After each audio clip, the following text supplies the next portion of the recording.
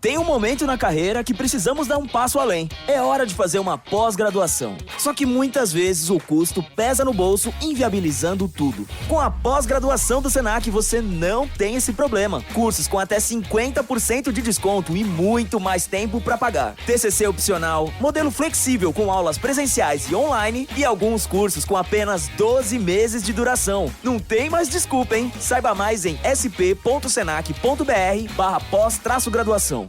How would you like a 15% discount to my daily email, the stack of stuff, the show notes, discounts to the conference, all of that? All you need to do is text the word show to 33777. You'll get the annual subscription with a 15% discount to my daily email. You'll get the stack of stuff, the links to the show notes, discounts to the conference, and so much more. All you have to do is text the word show, SHOW, to 33777. Text show to 33777.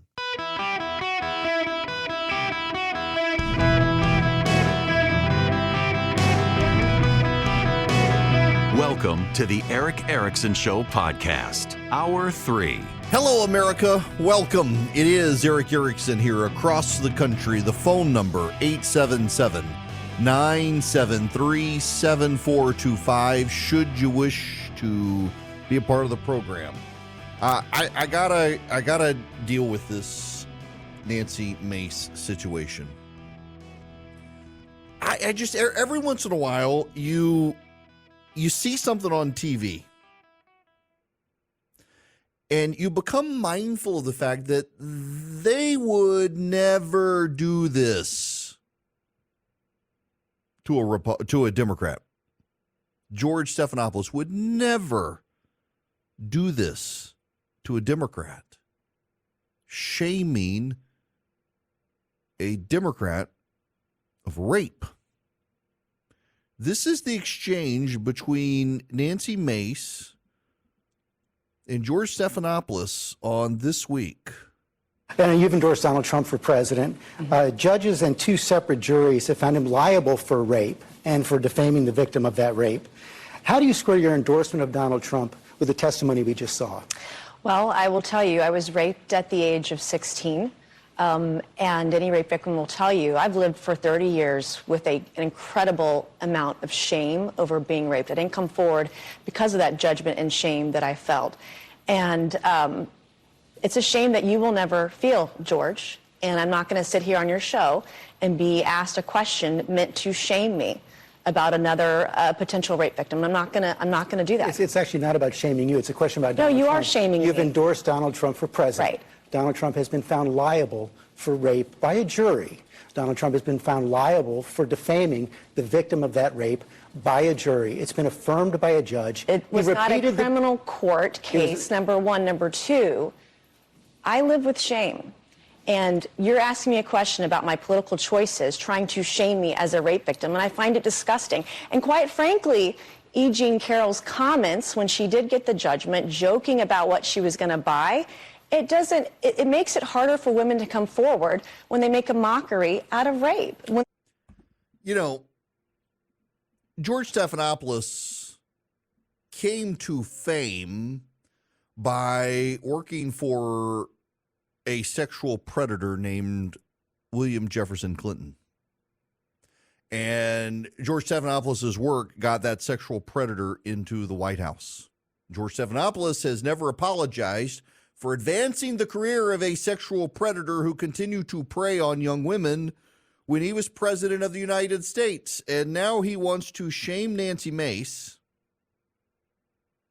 Say, how can you, a rape victim, support a man found guilty of rape? He was not found guilty of rape in a criminal trial. Bill Clinton wound up settling cases.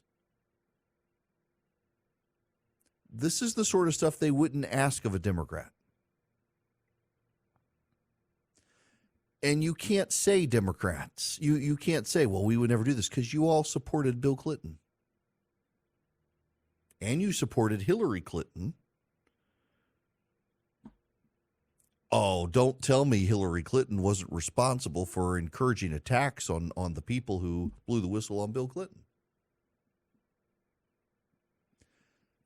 Members of the media get away with this stuff when they attack Republicans. It's sick, but it's what happens. It is what happens. And, kudos to Nancy Mace for defending herself in this and bringing this up. But this goes back, again, if you weren't here in the first hour, this is Kara Swisher, the progressive commentator on CNN. If he's going to be shameless, which is his greatest asset, the shamelessness of him, is then Biden has to get in there very hard and go rapist, racist, fascist, over and over and over again. And then the trials are happening at the same time. He's just had to pay, he's just $93 million poorer right now, and just hammer it in with those three things: rapist, racist, fascist. You notice nobody's challenging her on this. This is the bubble that the Democrats have the privilege of living in, where they can all talk to themselves and say these sorts of things that they themselves have decided are profound winning strategies. Now, Kara Swisher has never run a political campaign in her life. And what gets Democrats priapism is not necessarily what works for the public. Rapist, racist, fascist isn't going to sell with people because most people actually don't believe these things about Donald Trump. They believe they're things Democrats say. Democrats who have surrounded themselves with Joe Biden, who has said all sorts of racist things in the past, Bill Clinton, who was credibly accused of being a sexual predator. Fascism, you mean are we talking about the Republicans and Donald Trump, or the party that just tried to force Donald Trump off the ballot in states, and when they didn't get their way, attacked the Supreme Court for not giving them their way, trying to discredit the Supreme Court? The fascists who pressure corporations into firing conservatives and bullying people. Really, Democrats should look in the mirror when they say rapist, racist, and fascist is which party they're a part of. The party that led to the Civil War. But in their bubble, they get to get away with this stuff. And I saw someone during the break, they put on Twitter that if Donald Trump loses in 2024, it's going to be because of Donald Trump. That only Trump can beat Trump, and he's beating himself right now. This weekend, he went after Ron DeSantis again, attacked Ron DeSantis again. He's actually said more critical of Ron DeSantis since Ron DeSantis dropped out than of Nikki Haley since Nikki Haley dropped out. If you want to repair the party and unite the party to beat Joe Biden, maybe you should stop attacking Ron DeSantis. No impulse control. But along the way, I think the people who are saying that only Donald Trump can beat Donald Trump, they're right, because Trump has no impulse control and will sometimes say things and alienate people. Biden is a more traditional politician with more message discipline. But it is going to be Trump who beats Trump, and right now Trump is beating Biden. And he's doing so because the Democrats have this blessed little bubble they live in, where they go on television and think that the winning message is to call Donald Trump a rapist, racist, fascist, when nobody actually cares, because nobody actually believes it.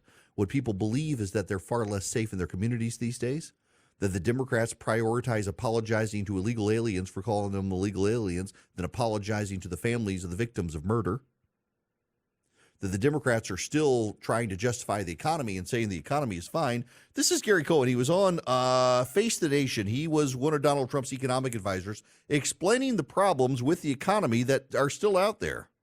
But the president is tapping into at least a perception that wealthy people have far more of an advantage, and that corporations are taking advantage of the little guy. I mean, he went down to the 10% fewer Snickers in the bag analogy in his speech, basically saying you're getting ripped off.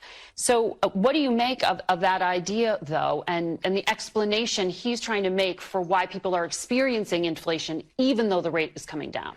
Well, let's talk about inflation for a minute, because I think it's a really important concept for everyone to understand. Inflation has a compounding effect, meaning as you look at inflation year over year, you're adding up those numbers. You're not starting at a zero every year. So if we had 6% inflation last year, 7% inflation, and now we have 4% inflation, That's 10% inflation.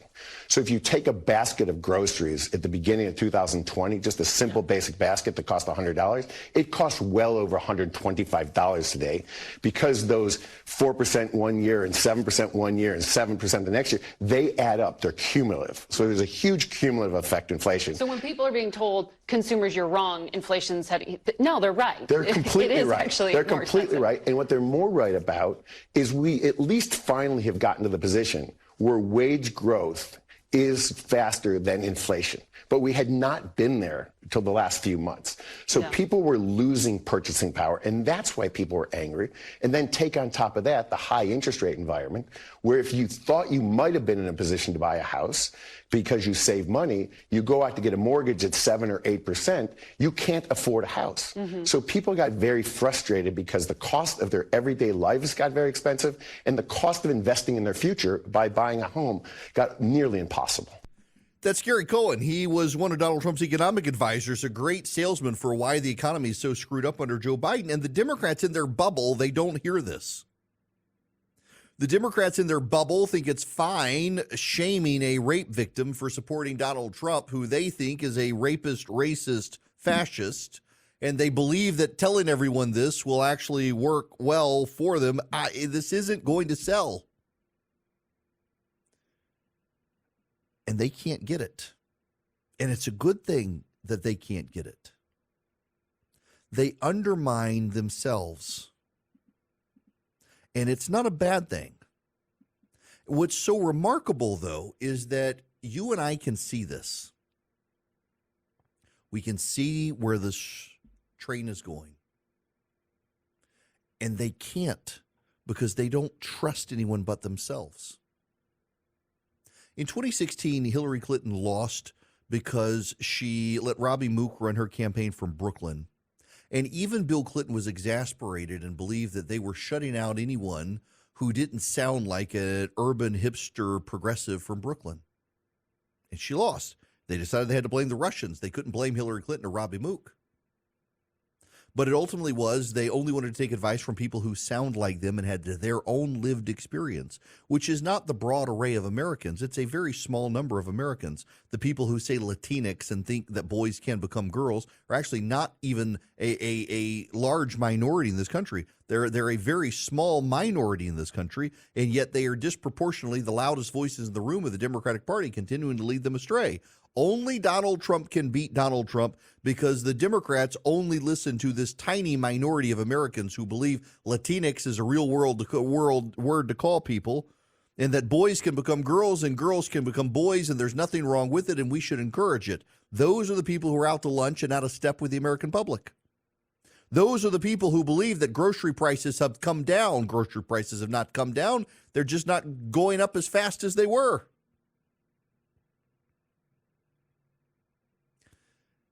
Joe Biden and the Democrats, their only message is Donald Trump is going to be bad. He's a rapist, racist, fascist. The problem is Americans who vote for Donald Trump or Joe Biden in 2024 are the Americans who lived through Donald Trump. And the polls suggest these Americans who didn't like Donald Trump are starting to realize it wasn't as bad when he was president. And you know what that just means? It means the Democrats are going to dial up the outrage. They're going to dial up the shame. They're going to shame anyone who says they'd vote for Donald Trump. You know, the other day I put up my tweet and just said it was kind of insane to me that the Democrats, or I'm sorry, the Republicans, did not allow Donald Trump to give the State of the Union response.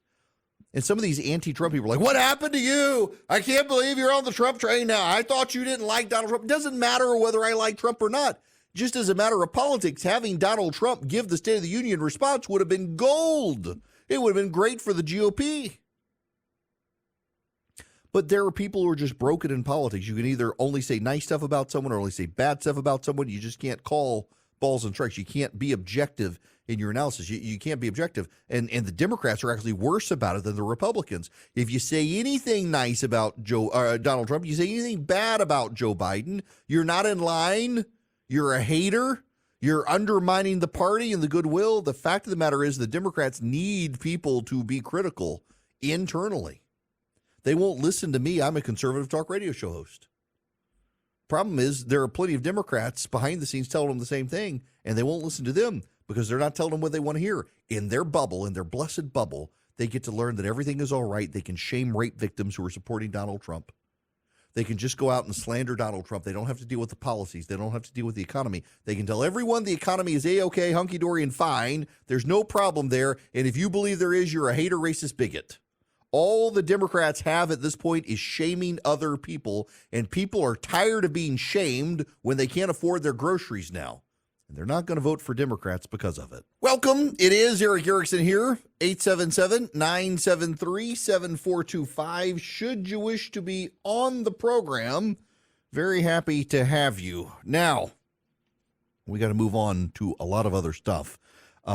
Before I get there, though, just a very brief update. In Athens, Clarke County, a lot of money is being spent there. This is where Laken Riley was murdered. Donald Trump met her family, by the way, which I kind of suspected. I'm trying not to be crass and drag politics into this, but the family lived in north of Atlanta, and given where they lived, I kind of suspected probably Republicans. They were at the Trump rally. He met with them. It is remarkable, though, that this family's potential political alignment would shape the thinking at this White House. A murdered American is neither Republican nor Democrat. And that this president refuses to acknowledge it, got her name wrong, and apologize to the illegal aliens. Just something. Now in Athens, Clarke County, massive pile of money is being spent to try to defeat the district attorney. There are two counties in that district. It's the Western Judicial Circuit in Georgia, Oconee County and Clarke County, Athens, Clarke County. Athens is the city. It's combined with the county, Clarke County. Those two counties together, Oconee, very Republican, and Clarke County, very progressive. It's got some Republican sections, though. It's going to be a massive, massive need for turnout to make something like this happen to oust that DA, but there is a credible challenger that is emerging, and the DA is in over her head there.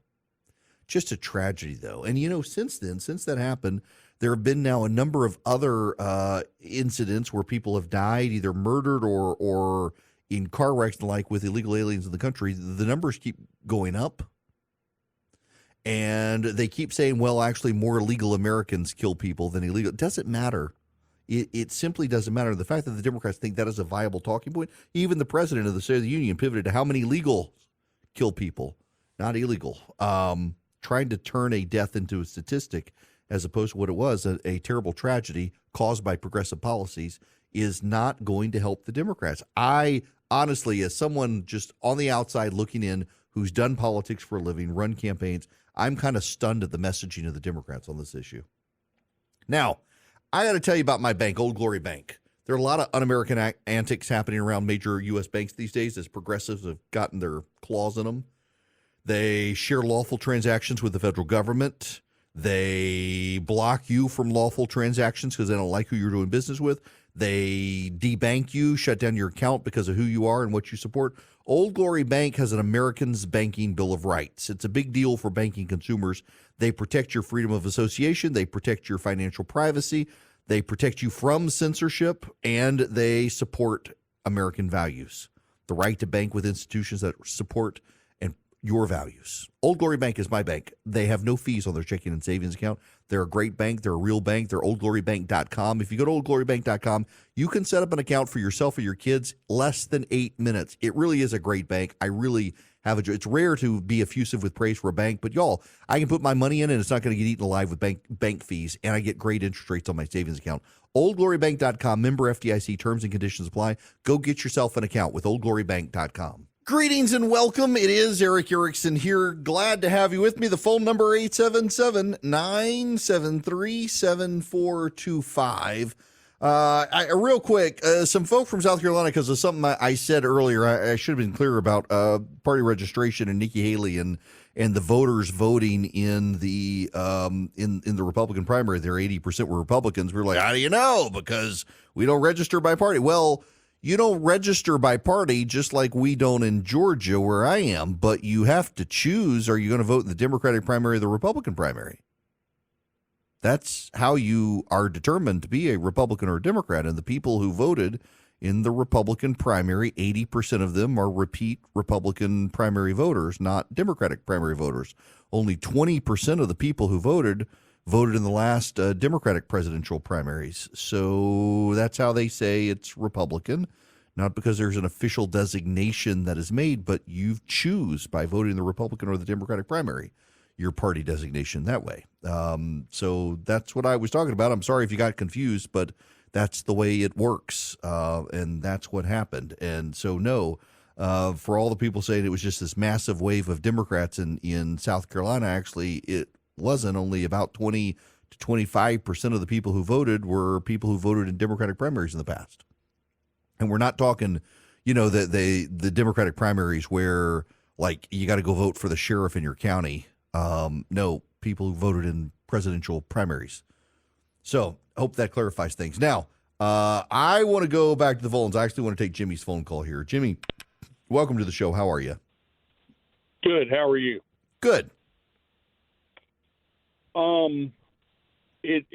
I've always struggled with Donald Trump, and I watched a video one time of a man asking him, "Do you ask for forgiveness?" And he says, "No, I just try to do better."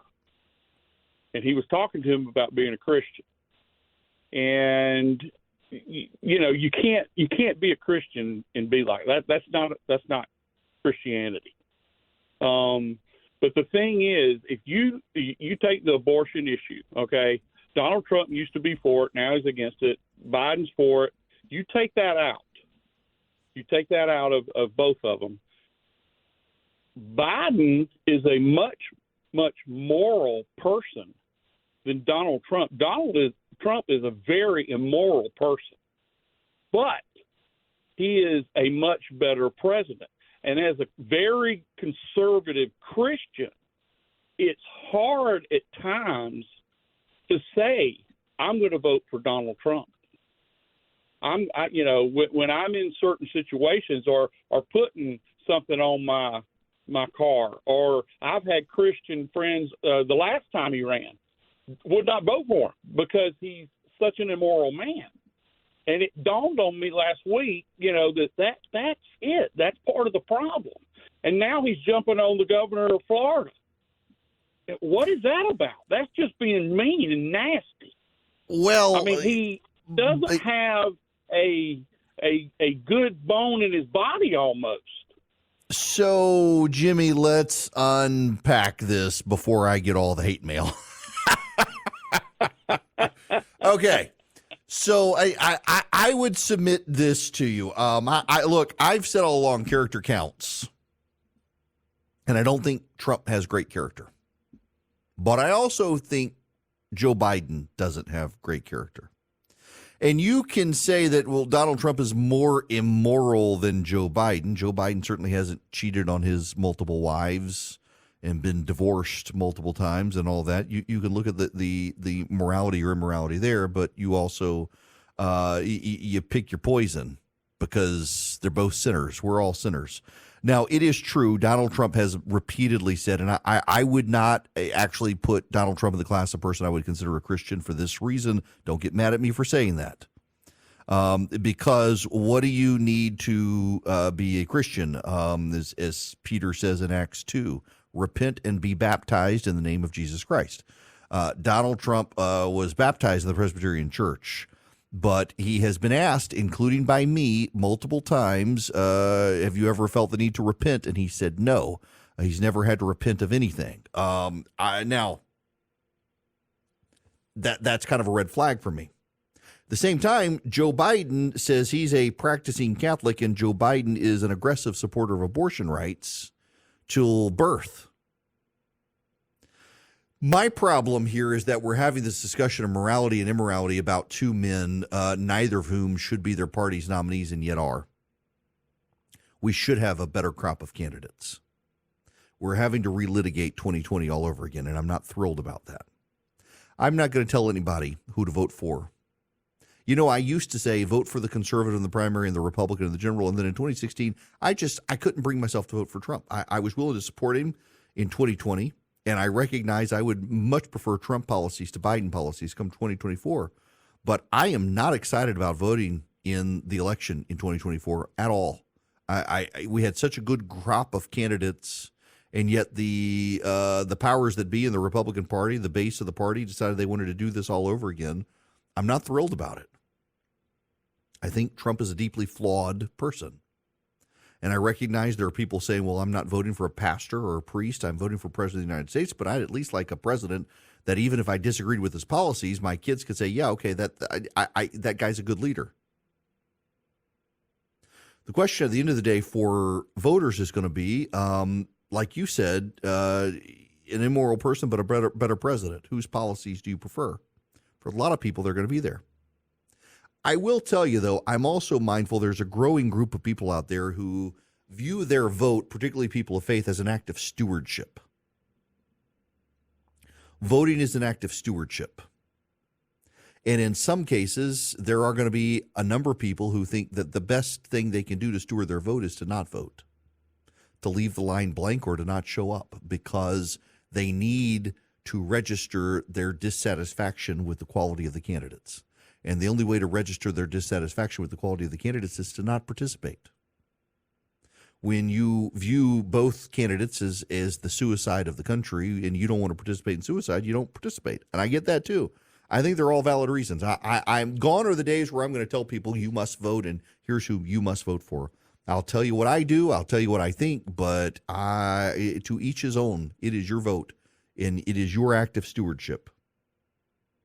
I would say, however, one of the things the Democrats want you to do is to decide that the moral conduct of Donald Trump is so outrageous that you must vote Democrat. I don't think that's the case at all.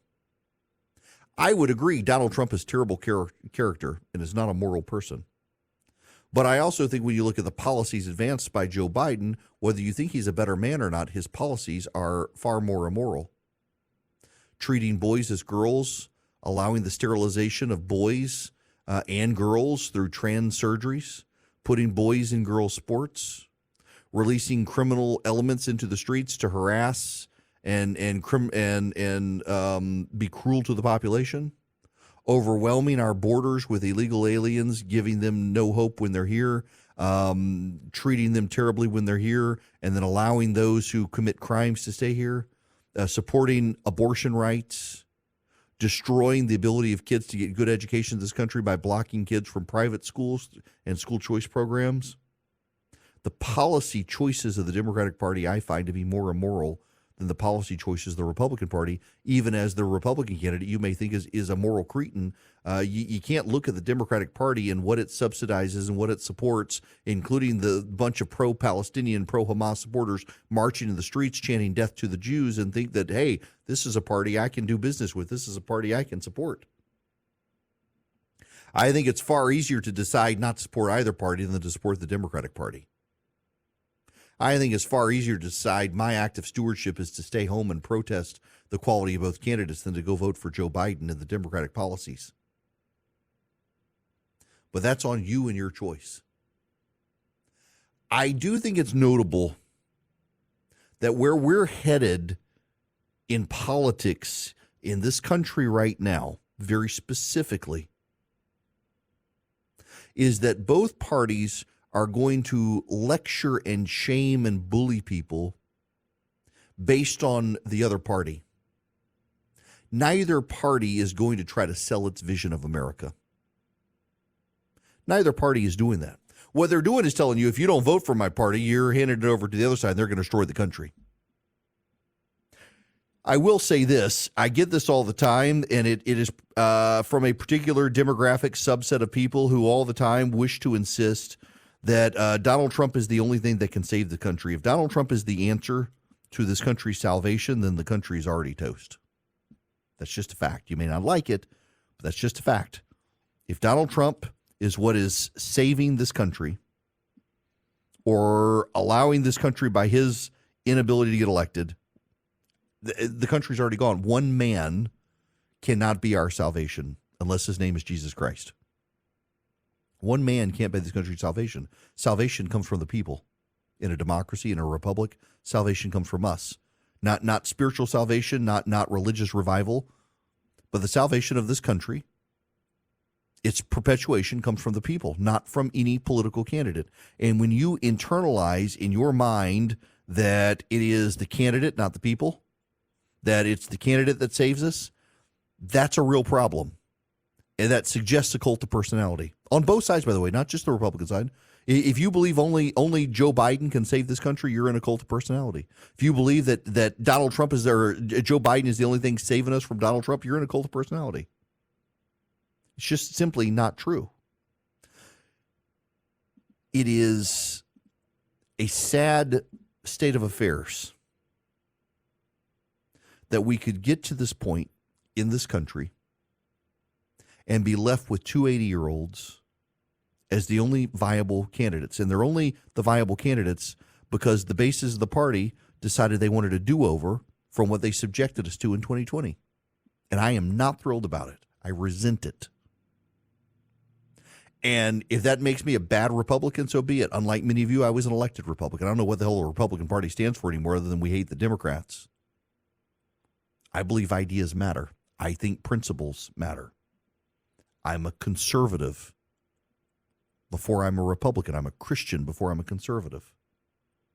I know what my values are. I know what my views are. I know what my principles are. I know what my positions are. And I try to find a candidate who aligns as closely as possible to that.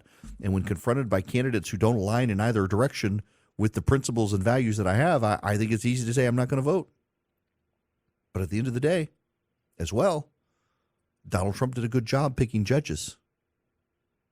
He did a good job advancing American interests abroad. And for all the talk about the Democrats saying, well, Donald Trump would destabilize us and bring chaos to the world, we have chaos now. But we have chaos because of Joe Biden and his weakness on the world stage. We have a bunch of aggressive, progressive soldiers in government advancing a progressive agenda that is hateful to people of faith and hateful to families and hateful to children. And this is the environment in which we're forced to choose. I understand so many people wanting to opt out of it. I do. But I also understand there are clear differences, clear policy differences between the two parties. And at the end of the day, one of them, Republican or Democrat, not third party, one of them, Republican or Democrat, is going to get elected. It is not an easy election. It's not a fun one to go through. I usually enjoy election season. Not this time. What I do enjoy, though, is taking great classes from Hillsdale College that reinvigorates my faith in this country. Hillsdale College does such a good job of reminding people of the specialness, of the uniqueness of the United States and why it's so good. Hillsdale College right now wants to give you a class on citizenship, its decline and how it can be revitalized. It's taught by Victor Davis Hanson. And I would hope you would consider going to Eric, E-R-I-C-K, ericforhillsdale.com and signing up for it. No charge. All you do, put in your email address. You can take it at your own place, at your own pace, in your own place, for that matter. The classes are taught by Victor Davis Hanson. They're a series of lectures on American exceptionalism and American citizenship and its decline and what the progressives are doing to ruin citizenship and what we in this country can do to revitalize it. It'll make you appreciate the founders, the founding ideals, and American citizenship. All you have to do is go to Eric, E-R-I-C-K, ericforhillsdale.com today, ericforhillsdale.com. Sign up. Begin a relationship with Hillsdale College. They have so many great lectures, not just this one from Victor Davis Hanson, but so many others on C.S. Lewis, on the Constitution, on citizenship, and more. They're committed constitutionalists and conservatives who reinvigorate the mind. Hillsdale College is like a monastery for the mind of America, and they want you a part of it. They want you to be in a relationship with them, and it's so easy to do. Just go to ericforhillsdale.com today and sign up with them. All right, y'all can have a laugh at my expense. In about 15 minutes, I got to be on television on News Nation. And I also have to go to the gym. Since I was gone last week, I got to get back to the gym. Well, I got to get to the gym by 3:30. I got to be on TV at 3:15. So I am literally now in commercial break changed. I have my gym shorts on and my running shoes. And then I have a coat on and I have my button-down shirt. And the moment I get off TV, I got to get off the jacket and the shirt and put on the T-shirt that I have sitting on my desk ready to go so that I can run to the gym. But now I've got my dress shirt is literally like tucked into my my shorts. And, this is, I remember one time I was on CNN. Aaron Burnett had come to CNN. I was still doing CNN before I'd gone to Fox, and had on I'd promised my son at the time, he was probably 6. And I promised him that I would take him to the pool in our neighborhood. So I had on my swim trunks, and I had on like a suit, like dress shirt and coat, and then my shorts. And I stood up. We were done with the interview, and I was still connected. I stood up, and Aaron Burnett says, "What are you wearing?" I'm taking my kid to the pool. So, yes, today, there we have it. Yes, fun times. All right. Deadspin has been purchased. Now, for those of you who do not know, Deadspin is a very progressive sports site. Deadspin is the site that accused the little boy who went to the Chiefs game and had his face painted red and black, the Chiefs colors, that they put up a picture of him one side of his face and claimed he was in blackface, and shame on the Kansas City Chiefs for allowing this little boy in. And they refused to apologize for a while after it came out. They weren't really telling the whole story. The writer doubled down on it even after the site apologized, and the family's now suing Deadspin. Well, Deadspin has now sold itself to some Germans and fired every single one of the writers at Deadspin. Good riddance to them. I don't like cheering on when people lose their jobs. But seeing a group of progressives who ran that site into the ground, attacking anyone who enjoyed sports for the sake of sports, without the politics of it. Watching bad things happen to bad people can sometimes be an enjoyable experience. And they are a bunch of terrible people at that site. I want to watch sports for the sake of sports. Like, I'm a little bit perturbed. I was watching UFC last night, so all the guys came over. We agreed on Saturday night not to watch the pay-per-view UFC fight. We'd watch it on Sunday, and there's Candace Owens, there's Donald Trump, there's a bunch of conservatives and Republicans, and if they like it, that's fine. UFC is really not my thing. I don't know. There's something in the back of my head that just tells me that it's not something I should be watching. I don't care whether you watch it or not. I don't know that there's a particular religious or theological argument against it, unless it's like the gladiatorial fights, but those were taking people's lives. And nonetheless, I just seeing a sport so tied to any political party, I just want to watch a sport for the sake of watching sports and enjoy it. I don't want to watch it because I'm a Republican or not watch it because I'm a Republican. I just want to enjoy the sports. And Deadspin, you had to like be a political leftist to read their site. Now they're gone. Good riddance.